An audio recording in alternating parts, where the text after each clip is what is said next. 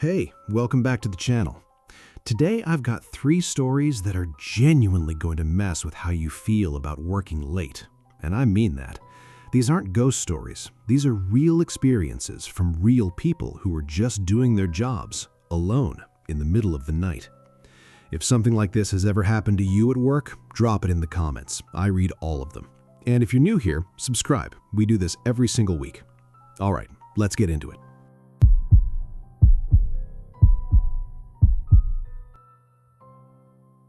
So before I get into this, I just want to say, I've had a lot of jobs. I worked at a gas station, I did food delivery for a while, I've done construction, but the one that still messes with my head, the one I think about randomly in the shower, was the 18 months I spent doing night inventory at a fulfillment warehouse outside of Columbus, Ohio. And before you say, that sounds boring, yeah, it was. That was kind of the point. The job was simple. Show up at 11 p.m., scan items, count stock, update the system. Usually by yourself, or with one other guy if you were lucky. The warehouse was massive, like genuinely massive, the size of maybe 4 Walmart stores side by side, and most of the lighting was on timers, so you'd be working in your little pocket of light, and the rest of the building would just be dark. I got used to that pretty fast. That part didn't bother me. What bothered me happened about 4 months in. It was a Wednesday night, I think, or maybe Thursday. I genuinely can't remember. Night shifts blur together after a while. My coworker, Marcus, had called in sick, so I was alone. No big deal. I had my scanner, I had my clipboard, I had a podcast going through my earbuds. I was in section D, which was all the way at the back of the building, and I was just doing my thing. Around 1 a.m., I went to the bathroom. The only bathroom for night shift workers was on the complete opposite side of the building, which, whoever designed this place, thanks for that. And on the way back, I walked through section A, near the loading dock. The loading dock doors were closed. They were always closed at night. We kept them locked. But one of them, bay number 3 specifically, had a gap at the bottom. Like not the whole door, just the bottom had lifted slightly, enough that cold air was coming in. I told myself the latch was probably just loose. Those old dock doors had hydraulic seals. They'd shift sometimes. I'd seen it before. I pushed on the door, it felt secure, and I went back to work. That was the first thing. Around 2:30 a.m., I was in section F, the far south end, and I heard something. Not a crash, not a bang, just movement. Like something sliding across concrete. A soft sound. Could have been anything. The building settled constantly. There were birds that got in sometimes through the roof vents. I pulled one earbud out, listened for a second, heard nothing else, put it back in. Second thing. About 20 minutes later, I had to grab a refill of scanner tape from the supply cage, which was back near the loading dock, section A again. And here's where it gets a little harder to explain away. There was a folding chair, one of those metal ones, the old gray ones, sitting in the middle of the aisle between bay 2 and bay 3, right there in the middle of the floor. And that chair had not been there when I walked through an hour and a half ago. I know it hadn't because I would have walked right into it. The aisle was narrow. There was no way I missed a chair sitting in the middle of it. I moved the chair to the side and got my scanner tape, and I kept working. I convinced myself it was nothing. And honestly, I almost believed it. Then at 4 a.m., I was finishing up section G, which put me back near the loading dock one more time, and bay number 3, the one with the gap, had its light on. The dock bay indicator lights were controlled from inside the cab, meaning someone would have to be physically in the truck bay, sitting in a little panel box to turn on that light. From the inside. I stopped. I just stood there in the aisle and stared at that light. Red, blinking slowly, like it was waiting for something. I'm not gonna lie, I didn't do the brave thing. I didn't walk over and yank the door open. I went straight to the security phone on the east wall and called the external security company we used. Told them one of the bay lights was on and I thought someone might be inside the dock. And then I went and stood near the front exit and waited. 2 security guys showed up about 15 minutes later. They checked the loading dock. The door bay had been partially opened from the outside, not wide, just enough for a person to squeeze through if they were motivated. And inside Bay 3, between the door and the warehouse entrance, there was evidence that someone had been sitting there for a while. A fast food bag, an empty water bottle, a crumpled blanket. Someone had been living in that bay, or at minimum, sleeping there regularly. The security guys found where the fence around the property had been cut. Not recently, the cut was old, maybe weeks old, and they thought whoever it was had been coming in and out for a while. That chair in the aisle, they figured he'd brought it out to use, heard me coming, left it when he ran back to the dock. Police came. They didn't find anyone that night. They never did, as far as I know. I asked my supervisor about it a few weeks later, and he changed the subject fast enough that I assumed they just didn't want to deal with the liability. Here's what I think about, though. If I hadn't gone to the bathroom that one time, if I'd taken a different route back, I never would have seen the gap in the door. I would have spent 8 hours in that warehouse thinking I was completely alone. I still wonder how many nights that had already happened before I noticed anything. I don't work there anymore. Not for that reason exactly. The job just ended. But I won't pretend I'm sad about it.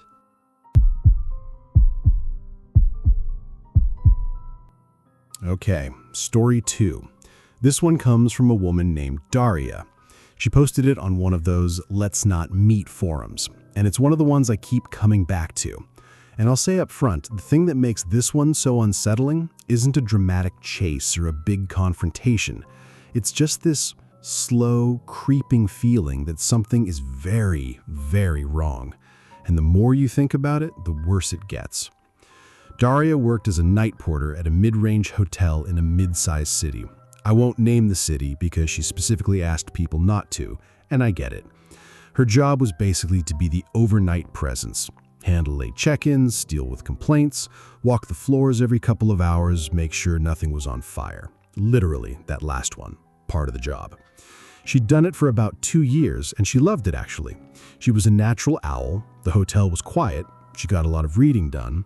She knew the regulars, she knew the building, she knew which ice machine on the 3rd floor made a weird grinding noise and which room 214's toilet needed 2 flushes, that kind of thing. She was comfortable there. The hotel had 5 floors. Floors 2 through 5 were rooms. The 1st floor was the lobby, a small bar area, and a business center. Standard stuff. The elevators were old, slow, kind of clattery, but functional. And they had a quirk. Sometimes they'd move between floors without being called. Like you'd look up at the indicator and see the cars sitting on 4, and then a minute later it would be on 2, and no one had pressed anything. The maintenance guy said it was a sensor issue. It happened often enough that everyone on staff just knew about it and ignored it.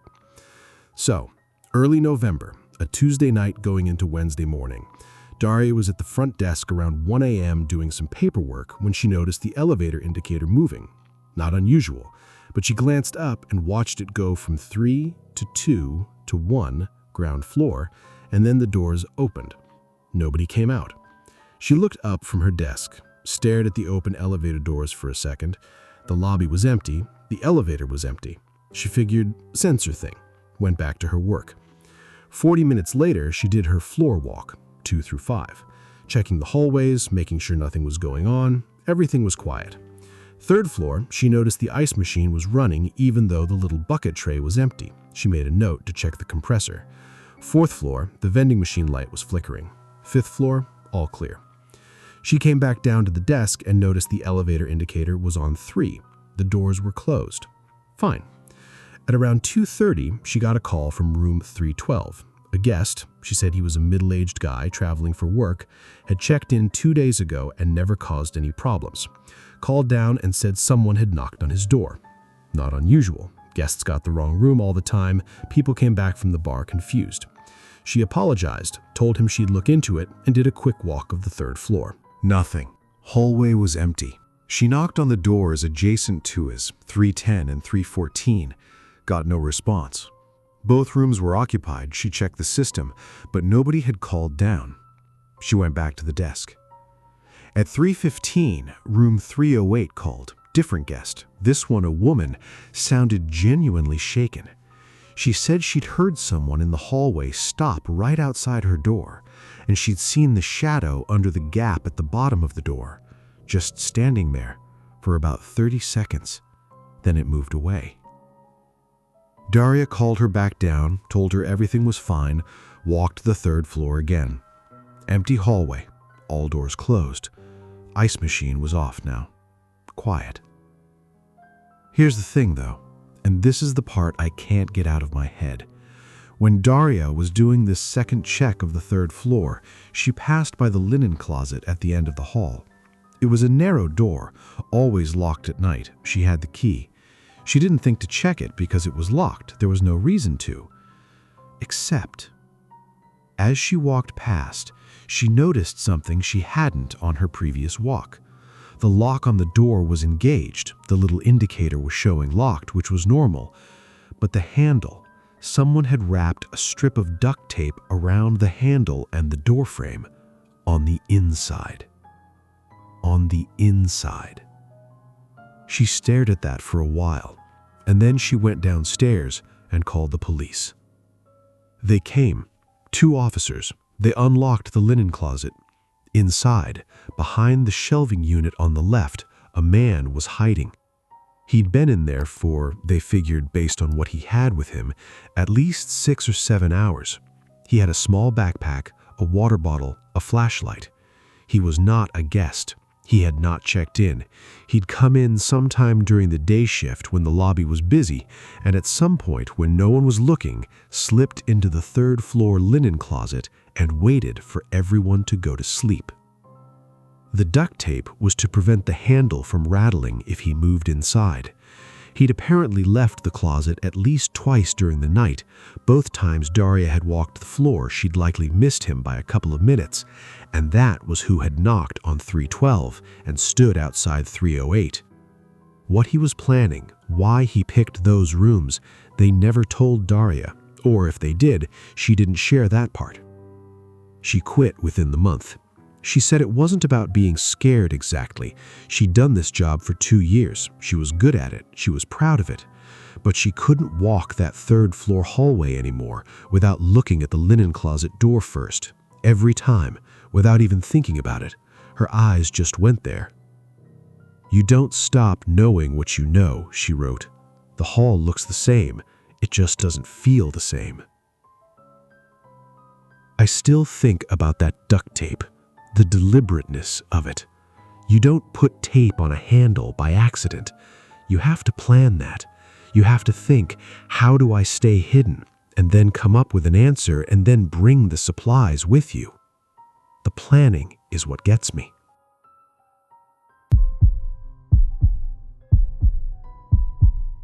All right, last one. And I've been sitting on this one for a while because honestly, I don't know. It's the one where I genuinely can't figure out what the person should have done differently. Like, there's no moment where you go, okay, you made a dumb choice there. The situation just happened, and it could happen to pretty much anyone.